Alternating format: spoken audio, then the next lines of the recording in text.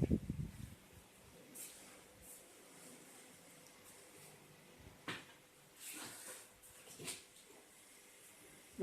Rajasthan geography में आपका स्वागत है। हम राजस्थान का भूगोल पढ़ रहे थे और राजस्थान के भूगोल में हमने उद्योग लगभग कंप्लीट कर लिया। उद्योग के बाद जो कुछ औद्योगिक संस्थाएं हैं जो राजस्थान में उद्योग को बढ़ावा देने के लिए काम कर रही है, उनके बारे में चर्चा करेंगे आज। और जो औद्योगिक नीतियां हैं उनके बारे में एक और वीडियो भी आएगा उद्योगों को लेकर के, जो निर्यात संवर्धन पार्क है, ठीक है, ईपीआईपी जो चल रहे हैं उनके बारे में।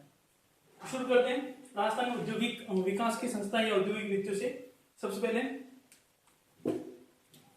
राजस्थान की प्रमुख औद्योगिक नीतियां हैं, उनकी चर्चा कर लेते हैं। प्रथम औद्योगिक नीति राजस्थान की वो बनी थी, आप नोट करना, प्रथम औद्योगिक नीति बनी थी 24 जून 1978 को। कब बनी थी? 24 जून 1978 को। That's there. द्वितीय औद्योगिक नीति बनी थी आपके अप्रैल, ये राजस्थान की बात चल रही है, अप्रैल 1991, ठीक है, अप्रैल 1991 को। तृतीय औद्योगिक नीति राजस्थान की जो बनी थी वो बनी थी 15 जून 1994, 1994। और चतुर्थ औद्योगिक नीति बनी थी वो बनी थी आपके 4 जून 1998, ठीक है। ये चार नीतियां हैं। प्रथम औद्योगिक नीति 24 जून को 1978 को, ये ज्यादा इंपॉर्टेंट, ध्यान रखना। द्वितीय अप्रैल 1991, तृतीय औद्योगिक नीति बनी थी 15 जून 1994 और चतुर्थ औद्योगिक नीति बनी थी 4 जून 1998, ठीक है, 1998। तो चार औद्योगिक नीति पहले थी। उसके बाद राजस्थान में औद्योगिक नीति को बढ़ावा देने के लिए कह सकते हैं कि प्रोत्साहन योजना शुरू की गई, निवेश प्रोत्साहन योजना। उसके बाद हम बात करते हैं कि राजस्थान निवेश प्रोत्साहन नीति जो शुरू की 2003 में। कब? 2003 में कब शुरू की? और ये है डेट, आपको बता दो, 26 जुलाई 2003, ठीक है। उसके बाद अगली निवेश प्रोत्साहन राजस्थान में शुरू किया गया अगस्त 2010 को। कब शुरू किया गया? अगस्त 2010 को। नेक्स्ट, अगला राजस्थान निवेश प्रोत्साहन योजना शुरू की गई, वो शुरू की गई अक्टूबर, यानी 8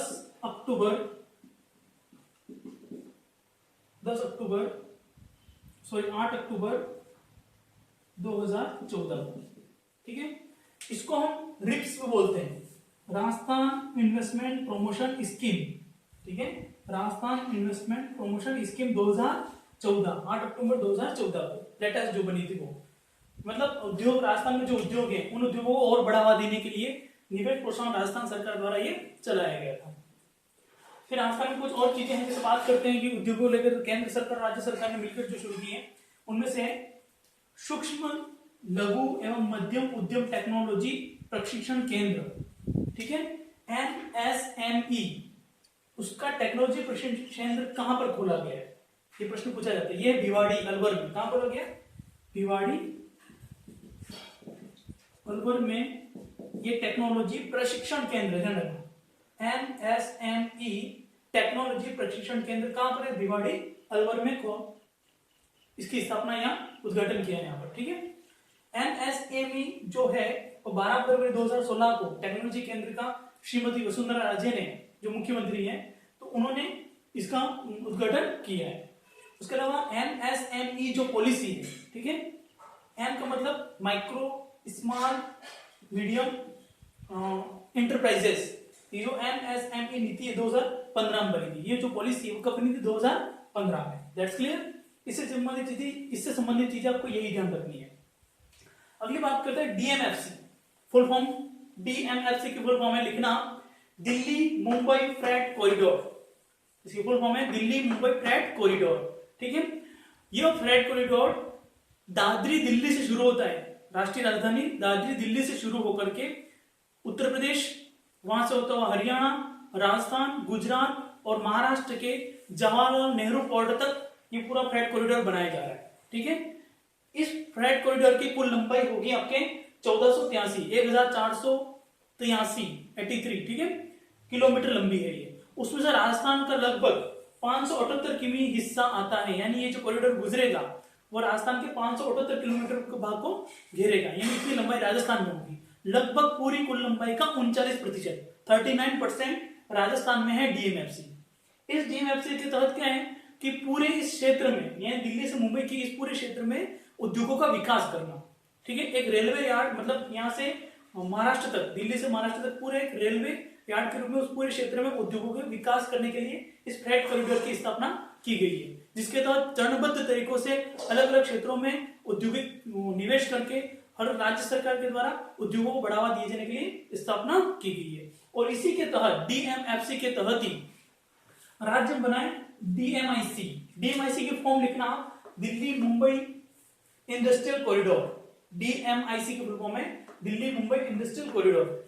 ये डीएमएफसी के तहत जो भी डीएमएफसी जहां से गुजरेगा उसके लगभग दोनों ओर 150 किलोमीटर 150, ठीक है, 150 किलोमीटर के एरिया को पूरी तरह से इंडस्ट्रियल घोषित किया जाएगा। उसको पूरा क्या बना दिया जाएगा, इस डीएमएफसी जो गुजरेगा उसके दोनों ओर, मान लो कि ये डीएमएफसी है, ठीक है, डीएमएफसी यहां से यहां से 150 किलोमीटर के पूरे क्षेत्र को क्या कर दिया जाएगा, इंडस्ट्रियल घोषित कर दिया जाएगा, Delhi Mumbai industrial corridor.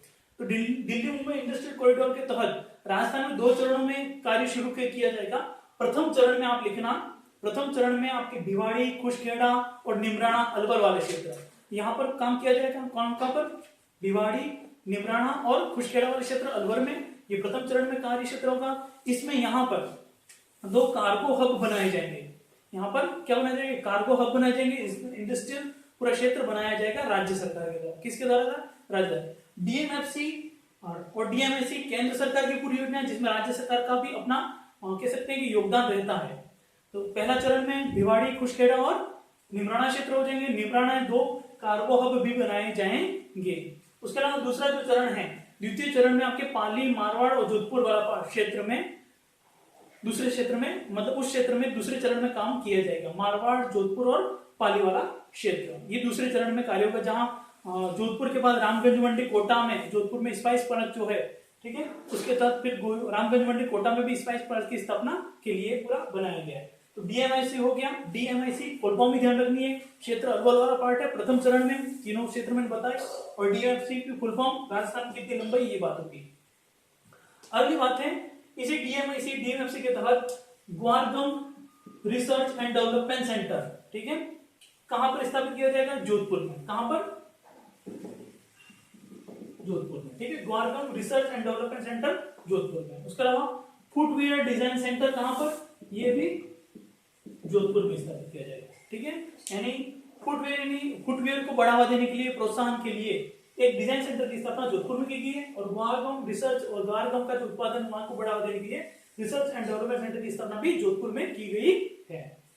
Next, Rajasthan में कुछ औद्योगिक वित्त देने वाली विकास और उद्योगों को बढ़ावा देने के लिए विकास की संस्थाएं हैं, उनके बारे में चर्चा कर लेते हैं हम। सबसे पहले रिक्को, आपके सामने है रिक्को, ठीक है।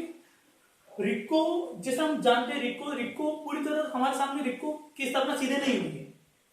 रिक्को की स्थापना सीधे नहीं हुई, ये अलग अलग चरणों के कार्य के रूप में हुई है। सबसे पहले कह सकते हैं कि जो स्थापना हुई थी वो हुई थी Rajasthan state industrial mining development corporation, ठीक है, 28 मार्च 1969 को, 28 मार्च 1969 को राजस्थान स्टेट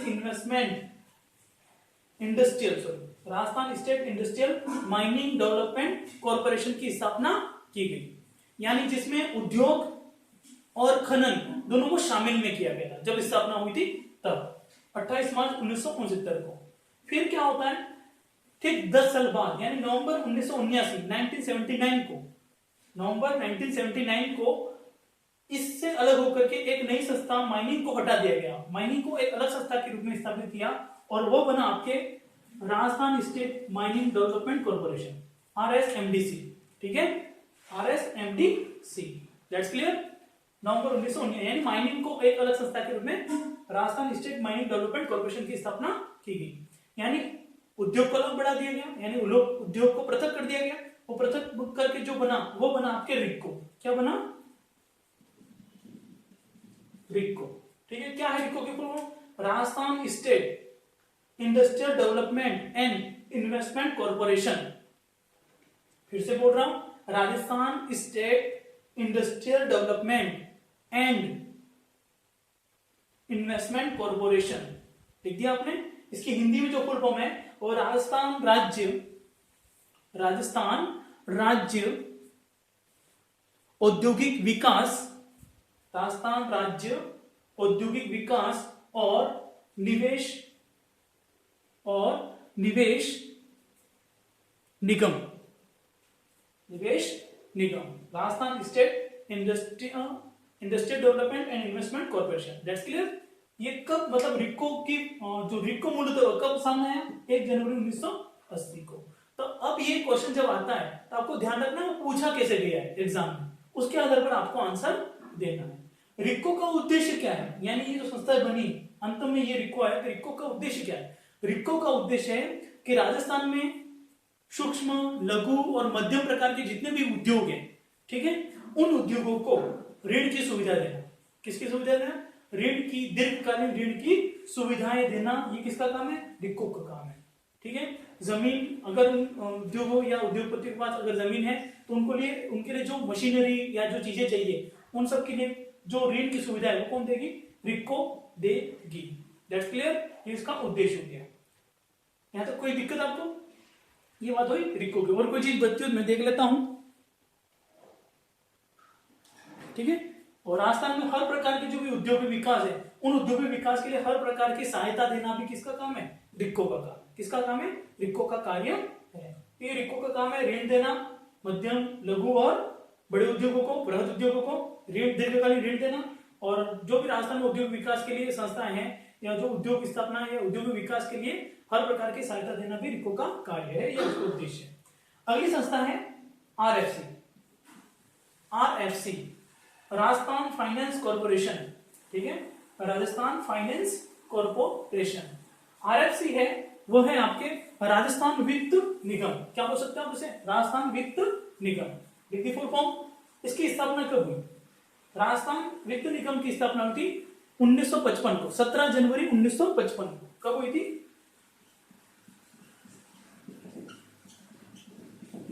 17 जनवरी 1955 को आरएफसी की स्थापना हुई। आरएफसी का उद्देश्य क्या है? इसका उद्देश्य मूलतः राजस्थान में जो भी औद्योगिक प्रोत्साहन के लिए जो उद्योग लगाए जा रहे उनके लिए दीर्घकालिक ऋण की सुविधा प्रदान करना।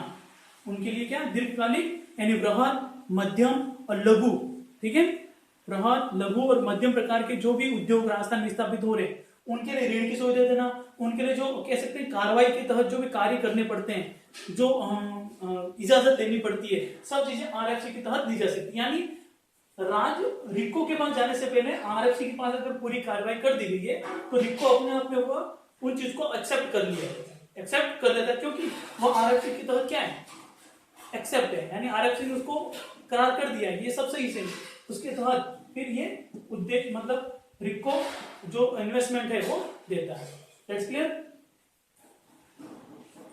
इसमें ये कह सकते हैं आरएफसी में इसमें जो ऋण की सुविधा है और लगभग जो बृहद, मध्यम या उनके लिए जो ऋण की सुविधा वो लगभग यूं कह सकते हैं कि 2000 से लेकर करके 20 करोड़ रुपए तक, कितना?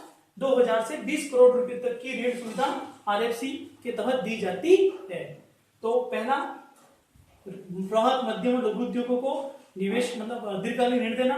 ऋण की 2000 से 20 करोड़ रुपए तक की ऋण सुविधा आरएफसी मान्य करार दे सकती है। आरएफसी यहां तक को अधिकार है आरएफसी को 20 करोड़ रुपए तक के, उससे अधिक देने के लिए फिर रिको या और अन्य सरकारी संगठन के जो कार्य है उनके तहत करना पड़ता है। आरएफसी के तहत जो कार्य योजना चल रही है राजस्थान सरकार के द्वारा वो कौन कौन सी, वो इंपॉर्टेंट है। सीधे प्रश्न पूछ लिया जाएगा ये योजना किसके तहत काम होगी। सबसे पहले बात करते हैं शिल्प बाड़ी योजना। कौन सी योजना? शिल्प बाड़ी योजना। देखो शिल्प बाड़ी जो योजना है वह आपके शहरी और ग्रामीण, ठीक है, शहरी और ग्रामीण दस्तकारी, हस्तशिल्प या जो कह सकते हैं कि दस्तकार होते हैं, शिल्पकार होते हैं, हस्तशिल्प वाले जो होते हैं उनके लिए योजना शुरू की है। चाहे वो ग्रामीण हो चाहे रोजगार शहरी, ग्रामीण और शहरी दोनों के लिए शिल्प बाड़ी योजना शुरू की गई है। ठीक है, जो हस्तशिल्प है, दस्तकारी है, ठीक है, शिल्पकार है, उनके लिए योजना शुरू की है, उनके रोजगार के उद्योग को बढ़ावा देने के लिए। अगली है महिला उद्यम निधि योजना। नाम से स्पष्ट है, यानी इसमें अगर कोई महिला या महिला समूह उद्योग डालना के इच्छुक है तो वह आरक्षी के तहत, इस योजना के तहत आवेदन कर सकते हैं और आवेदन करने के बाद वो उद्योग के लिए जो राशि है वो प्राप्त कर सकते हैं। ठीक है, यानी ऋण की सुविधा उन्हें मिल जाती है ताकि वो उद्योगों को बढ़ावा दे सके। अगली योजना है सैमफैक्स योजना। कौन सी योजना? सैमफैक्स योजना।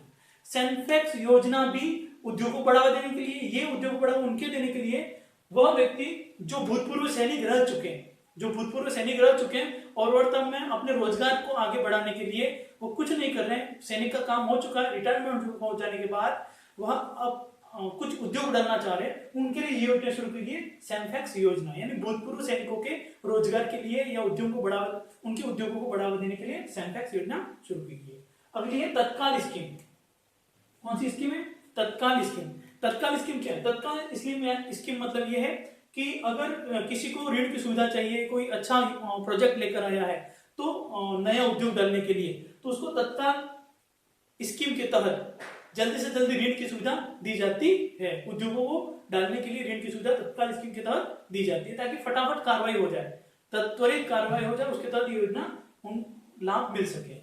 उसके बाद है सिल्वर कार्ड योजना। सिल्वर कार्ड योजना, गोल्ड कार्ड योजना, प्लेटिनम कार्ड योजना, कुछ इस तरह दोनों सब साथ में समझ लेना, तीनों को लगभग साथ में समझ लेना। सिल्वर कार्ड योजना में ये क्या है कि कोई उद्योग है या कोई ऋणी है पहले से, यानी पहले इस संस्था से ऋण ले लिया और ऋण लेने के बाद अपना उद्योग चला रहा है और उसने अपने ऋण लेने की लगभग 50% जो राशि है वह जमा करा दी है। कितने प्रतिशत राशि? 50% राशि जमा करा दी है और उसे अपने उद्योग को बढ़ाने के लिए और अधिक राशि की आवश्यकता है। ठीक है, तो वो सिल्वर कार्ड योजना के तहत उस व्यक्ति, उस ऋणी को क्या दिया जाएगा? उद्योग के लिए, नए उद्योग को या उद्योग को बढ़ाने के लिए ऋण दिया जा सकेगा सिल्वर कार्ड योजना के तहत। गोल्ड कार्ड योजना, गोल्ड कार्ड योजना भी कुछ इसी तरह लगभग 30% 30 लाख तक की राशि जो होती है इसमें दी जाती है। ठीक है, प्लेटिनम कार्ड योजना भी लोगों जो ऋणी हैं उनके लिए ही है, लगभग ये अपनी जो राशि है उससे अधिक जो जमा करा चुके होते हैं तो उनके उद्योग को बढ़ाएं। यानी ये तीन हुई है जो पहले से ऋण प्राप्त कर चुके हैं और ऋणों से लगभग 50% 70% की राशि लगभग वो जमा करा चुके हैं वापस, उनको अगर वापस अपने उद्योग को बढ़ावा देना है, उद्योग को आगे बढ़ाना है तो पुनः ऋण प्राप्त कर सकते हैं। टेक्नोक्रेट स्कीम क्या है? टेक्नोक्रेट स्कीम है राजस्थान में ये योजना शुरू हुई, उसके तहत ये है कि जो भी इंजीनियरिंग कह सकते हैं, इंजीनियरिंग जो युवा है, जो इंजीनियर कर चुके हैं, इंजीनियरिंग कर चुके हैं, उनके लिए योजना शुरू की गई है। अगर उनके पास नया विचार हो, नया आइडिया हो, ठीक है, और उनको स्वरोजगार करना हो, कुछ उद्योग डालना हो खुद के आइडिया से, तो उनके लिए टेक्नोक्रेट स्कीम शुरू की गई है। कौन सी स्कीम शुरू की है? टेक्नोक्रेट स्कीम शुरू की गई है। इस स्कीम के तहत यूं कह सकते हैं कि इंजीनियरिंग जो छात्र है उनके लिए योजना शुरू की गई है। That's clear? तो इंजीनियरिंग छात्रों के लिए है, उनके स्वरोजगार के लिए है टेक्नोक्रेट स्कीम। अगली है, ये हो गया हमारे युवा उद्यमिता प्रोत्साहन योजना। नाम से स्पष्ट है, युवाओं को उद्योग की ओर बढ़ावा देने के लिए उनके अगर नए आइडियाज हैं, ठीक है, नए विचार हैं, नए इनोवेशन है उनके आइडियो में, ठीक है, उद्योगों को लेकर के, उनके लिए योजना शुरू की है युवा उद्यमिता प्रोत्साहन योजना। ये सब लोग शुरू की थी 19 अप्रैल 2013 को। कब शुरू की गई? 19 अप्रैल 2013 को ये योजना शुरू की गई है। इसके तहत यूं कह सकते हैं कि लगभग 25 लाख रुपए से लगा करके 1 करोड़ रुपए तक की राशि इसमें दी जाती है युवा उद्यमिता प्रोत्साहन योजना में। अगर व्यक्ति का, उस व्यक्ति की जो कह सकते हैं कि डिमांड पूरी, इसमें कुछ पात्रता व शर्तें भी बताऊंगा आगे। इसी योजना का फिर संशोधन कर दिया गया, यानी संशोधित युवा उद्यमिता प्रोत्साहन योजना, ठीक है, संशोधित कब हुई? 9 सितंबर 2015 को, ठीक है। इसके बाद कुछ चीजें बदल दी गई, जो लगभग 20 लाख से या 25 लाख से 1 करोड़ तक की राशि थी, उसे बढ़ा करके अब कितना कर दिया गया? 5 करोड़ तक कर दिया गया। कितना कर दिया गया? 5 करोड़। पर इसमें जो पात्रता की शर्तें वो बढ़ा दी गई, लगभग इसमें 35 से कह सकते हैं, पहले 35 साल था, अब उसको 45 साल तक कर दिया गया, ठीक है। उसके अलावा जो व्यक्ति ये उद्योग डालना चाह रहा है, युवा, उसके पास यूं कह सकते हैं कि इंडस्ट्रियल एरिया में, ठीक है, क्या होना चाहिए? खुद की जमीन होनी चाहिए, ठीक है। उसके अलावा खुद की जमीन होने के बाद उसको फाइनेंस की सुविधा भी दी जाएगी।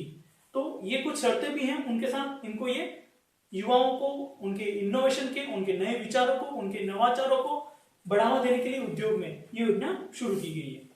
अगली योजना है राज सिको। कौन सी योजना है? राज सिको। इसकी स्थापना हुई थी 3 जून 1961 को। कब हुई? 3 जून 1961 को। सिर्फ आप ये ध्यान रखना, 1961 राज सिको 3 जून 1961। इसका काम है फाइनेंस की सुविधा देना। पहला काम क्या है? राज सिको की इसकी फुल फॉर्म देख लो, राजस्थान स्मॉल इंडस्ट्री कॉर्पोरेशन। ठीक है, इसकी फुल फॉर्म है Rajasthan state small industry corporation. That's clear? Rajasthan small, ठीक है, Rajasthan state small industry corporation. That's clear? 3 जून 1961 को स्थापना की गई। इसका काम क्या? फाइनेंस की सुविधा देना। ठीक है, फाइनेंस की सुविधा देना, विपणन की सुविधा देना, विपणन की सुविधा देना, उसके अलावा कच्चा माल भी उपलब्ध कराना, कच्चा माल भी उपलब्ध कराना इसका उद्देश्य है। उसके अलावा इसका काम क्या है? नाम से स्पष्ट है, Rajasthan state small industry corporation, यानी जो लघु प्रकार के उद्योग है, ठीक है, जो लघु प्रकार के उद्योग है उनको बढ़ावा देने के लिए, उनके जो औद्योगिक जो कार्य है उनको जल्दी से जल्दी काम करने के लिए, उनकी योजना को आगे बढ़ाने के लिए, लघु उद्योगों को आगे बढ़ाने के लिए ये योजना शुरू की गई, ये संस्था की स्थापना की गई। क्यों क्या होता है कभी कभी कि जो बड़े उद्योग है, वही जो बड़े लोग होते हैं, वही उद्योग को बढ़ावा देने के लिए उनकी कह सकते हैं कि पैरवी ज्यादा की जाती है बड़े बड़ी संस्थाओं में। ठीक है, पर उस चक्कर में जो लघु उद्योग है या मध्यम उद्योग प्रकार के उद्योग है उनको बढ़ावा नहीं मिल पाता है, इसलिए इस संस्था का गठन किया गया है। ठीक है, Rajasthan state small industry corporation, ताकि लघु उद्योगों को भी क्या दिया जा सके? बढ़ावा दिया जा सके, वो भी आगे बढ़ सके। ठीक है, जिसके तहत उनको कच्चा माल भी उपलब्ध कराया जाएगा। ठीक है, जिसके तहत उनको फाइनेंस की सुविधा भी जाएगी, यानी पैसे नहीं है, ऋण लेना चाहते ऋण भी ये संस्था मुहैया करेगी। उसके अलावा विपणन की सुविधा, यानी अगर उनका माल कच्चा माल दिया जा रहा है तो पक्का माल बन रहा है, पक्का माल बनने के बाद उसको बाजार में विपणन की सुविधा, पैसों यानी बेचने की भी उनको टेंशन नहीं है। जो ये काम कर रहे हैं लघु उद्योग वालों को, वो माल राजसी को खरीद लेंगे ताकि वो आगे बाजार में बेच देंगे। अगला है राजकोण। राजकोण कोई फिल्म वाला राजकोण नहीं है। ठीक है, इसकी फुल फॉर्म है Rajasthan consultancy, Rajasthan consultancy organisation, Rajasthan consultancy organisation, यानी इसका स्थापना हुई 16 मार्च 1978 को, 1978 को। ठीक है, इसका काम क्या है? इसका काम है राजस्थान कंसल्टेंसी। ठीक है, यानी जो भी उद्योग डालना चाह रहा है, उद्योग डालने से पहले अगर कोई व्यक्ति है जो उद्योग डालने का इच्छुक है, वो उनके लिए कंसल्टेंसी, यानी पूरी तरह से कह सकते हैं कि एक डॉक्टर का काम कर रहा है। कैसे क्या करना चाहिए, क्या क्या चीजें होंगी, किस तरह से हमें आगे बढ़ना होगा, सरकार की तरफ से हमें कितना लाभ मिलेगा, हमें क्या क्या चीजें करनी पड़ेगी, किस तरह से प्रक्रिया करनी पड़ेगी, ये सब कंसल्टेंसी राजस्थान राजकोण करता है।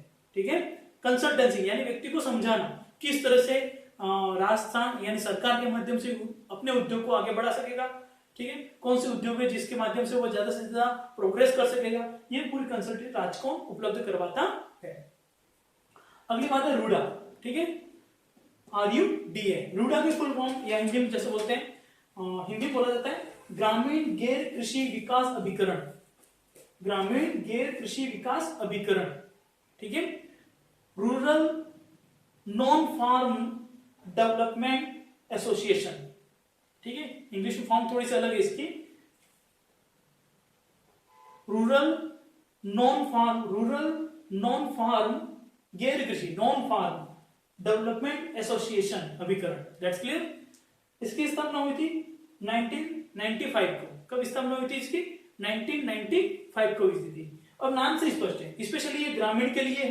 किसके लिए? ग्रामीण के लिए। और ग्रामीणों में भी किन के लिए? गैर कृषि, यानी जो कृषि कार्य में नहीं लगे, जो ग्रामीण है और कृषि कार्य में नहीं है, यानी वो उनका काम है कि दस्तकारी है, शिल्प है, शिल्पकारी योजना है, उसका हस्तशिल्प कार्य कर रहे, उनके लिए विभिन्न प्रकार की सुविधाएं इसके माध्यम से दी जाती हैं, ताकि वह अपने जो ग्रामीण अपनी जो कला है, अपने जो हस्तशिल्प है, ठीक है, अपना जो आर्ट है, वो लोगों तक, बाहर विदेश तक निर्यात करें। ठीक है, ज्यादा से ज्यादा बाजार में आए और उनको प्रोत्साहन मिले, और ज्यादा से ज्यादा उन उद्योग को, अपने जो कह सकते हैं कुटीर उद्योग है, ये सब कैसे उद्योग है?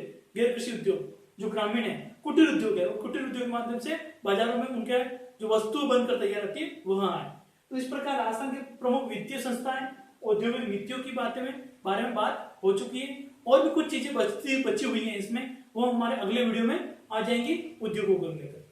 थैंक यू, नमस्कार। और मेरे वीडियोस को आप इसी तरह देखते रहिए, ऑनलाइन पूरा देखिए, मुझे भी खुशी होती है, आपके कमेंट आते हो।